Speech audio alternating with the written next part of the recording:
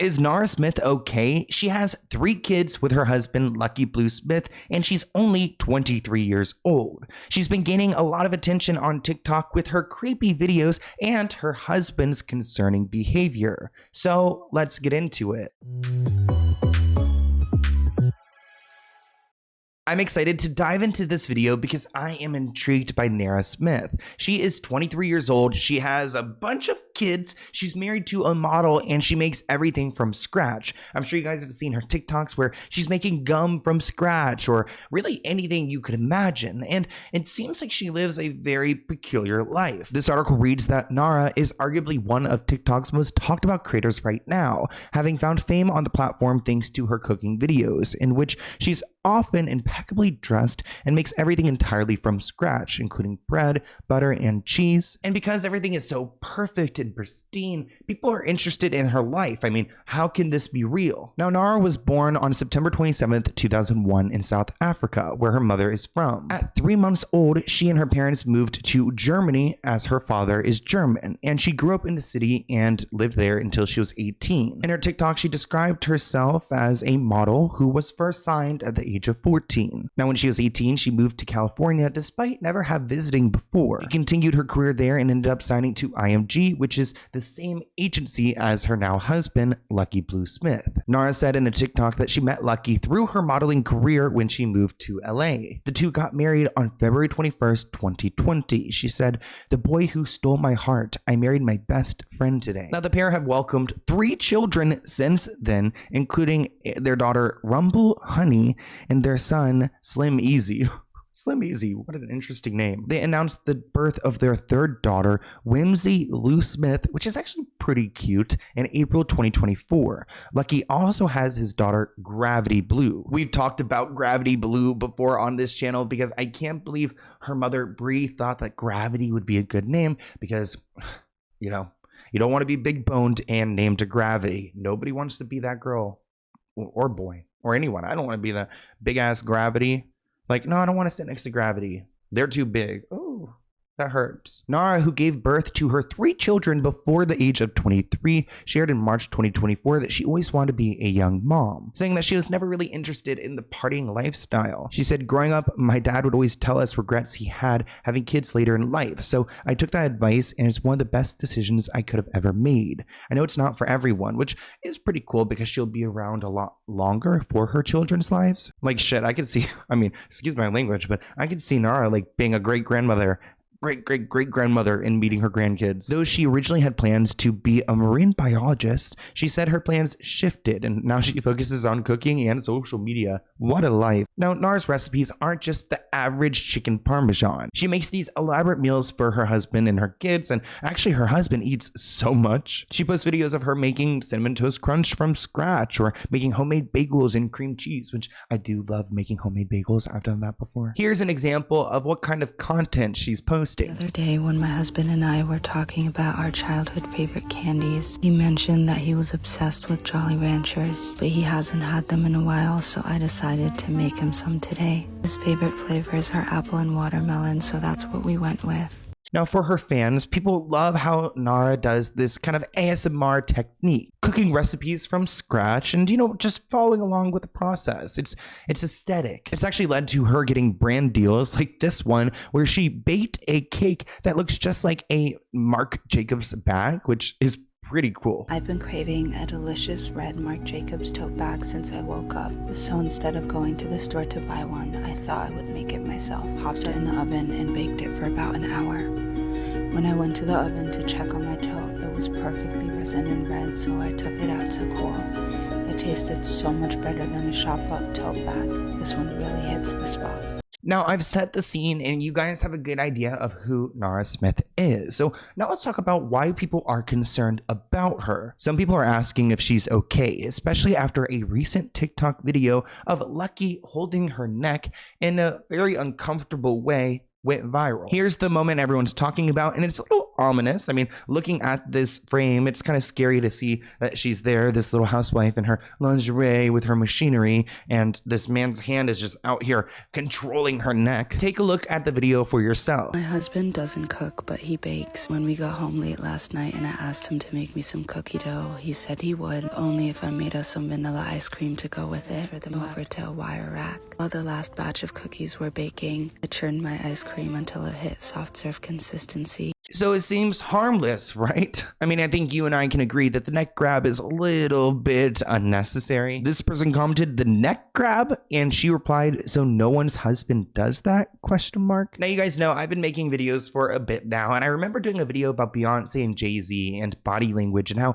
when someone has their hand over their neck like this, it signifies something. Now, I'm not a body language expert, but on Google it says grabbing someone's neck, especially during a non-intimate activity like cooking, is not normal or acceptable. This action could be interpreted as a display of dominance or control, an attempt to intimidate or threaten, or a sign of potential abusive behavior. Neck grabbing is particularly alarming because the neck is a vulnerable area of the body. Such action can be seen as a form of physical aggression, even to cause harm. A mouthful, but I want to hear what you guys think of that in the comments below. I love this response. Context is crucial. It's important to note without full context of the video and the couple's relationship, it's difficult to make any conclusions. However, grabbing someone's neck is generally not considered playful or affectionate behavior, especially in a public setting like a TikTok video. This type of behavior, if recurring, could be a red flag in a relationship. Physical aggression, even if it's not causing immediate harm, can escalate over time. Wow, this answer really went in. I found one post on Reddit that reads, something is not okay with Nara Smith. It reads, am I the only one who has the feeling that there's something not right with Nara and Lucky? Simply, I have the feeling that she's not feeling the happiest and that they were in a hurry to start a big family. I mean, she's barely over 20 years old, and why the hell is she cooking everything herself when they have enough money to hire people to do it? I have a feeling that she will have 2 more children by the time she's 25, and I think Lucky is doing to her what Stormy Bree did to him. What do you guys think about that? Now, there are a lot of people who are embracing Nara for being a mother and enjoying motherhood and cooking and not feeling shameful of this, because while I think we're in an era where, like, we want women to have the same rights, she's trying to do something kind of differently. But it's still not really sticking with people. Many people agree that she is conveying an unhealthy and unrealistic expectation of being a mother and a wife, almost trying to push herself into this perfect mother position that no one really wants to exist in. And while she's probably done a lot more in her life by the age of 23, I think we can all acknowledge that 23 is still very young. This TikToker, the Be Better company, actually broke down Nara's situation and how it's engaging with people's perception of her brand and her reputation. And he did a great job doing this, even though he's got his own scandals. We could clock those all day long if you guys wanted to, but here's his breakdown of her image. So when you combine this lack of social media literacy, which really just refers to someone's ability to consume and digest content in a thoughtful, mindful way that is understanding the reality that what they are seeing is fake and has financial incentives behind it, combining that with this amazing illusion that Nara Smith has crafted for herself, we enter very dangerous territory in what this could be doing and the implications that this could have for younger women. So really, the issue isn't with Nara Smith herself, but with the fact that so many young women consume and perceive her content at face value with no critical understanding that behind every video that we've seen of Nara Smith, there are a team of people. There is a stylist, there is a management, there's an agency, there are nannies that allow her to have this effortless, seamless life. But that's never shown. If that were shown, she wouldn't have a brand. So I'm not criticizing Nara Smith, but there are real world implications with the type of content that we consume. And if you need proof of this, look at how many women, millennial women specifically, have gotten on TikTok and spoken about the fact that they regret having children. And while it's extremely easy to just demonize them and say, well, that's an awful thing to say, it takes a critical eye and a thoughtful person to think, but okay, how did they get there? Were they misinformed of the realities and the complexities of having children? And aren't we doing society a disservice by presenting such an idealistic and completely unrealistic idea of what it means to be a mother and what it means to have children for 99% of people, which is what Nara Smith's content is? Now, we brought up Stormy Bree already in this video, who is Lucky Blue's ex and the mother of his firstborn child.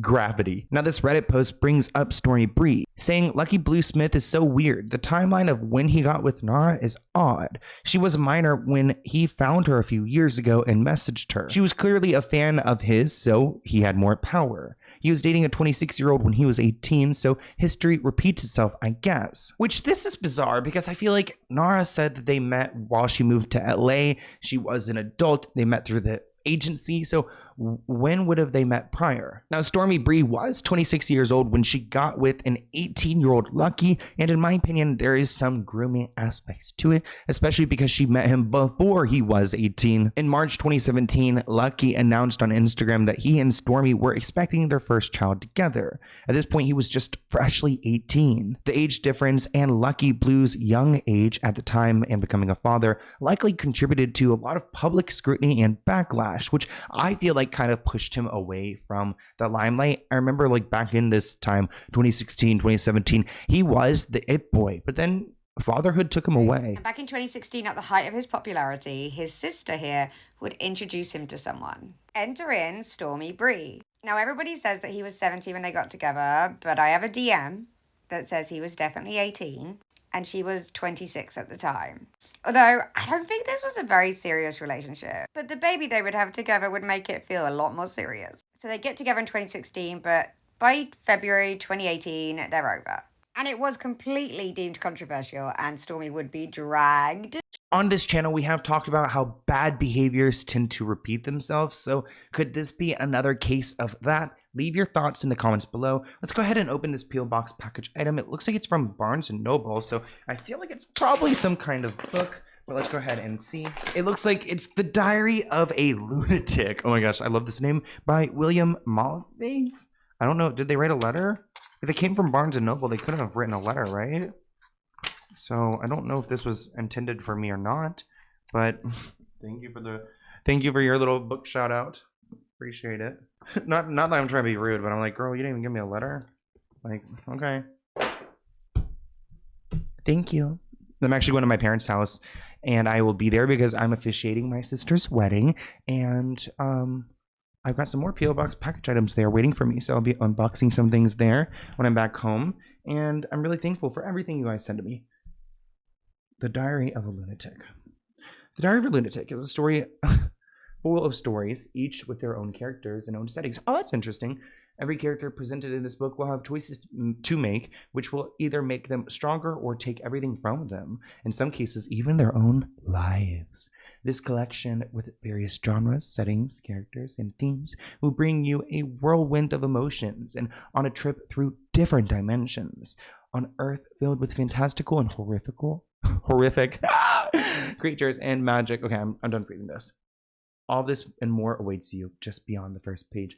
Wow, so sweet. Thank you guys. I hope you enjoyed this video, and I'll see you in a new one soon. Bye, guys.